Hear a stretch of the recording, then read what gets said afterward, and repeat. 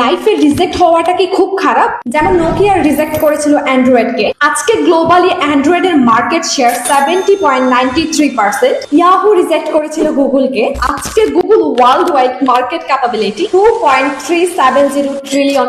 কাদক reject করেছিল digital ক্যামেরাকে। Digital camera market price $11.91 billion.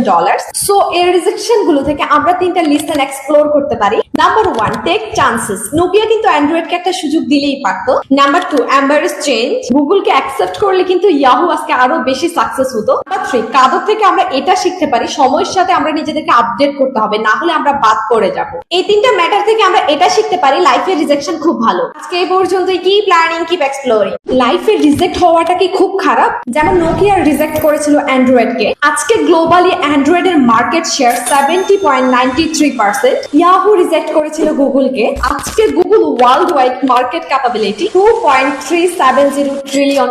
কাদক reject করেছিল ডিজিটাল ক্যামেরাকে। Digital camera market price $11.91 billion.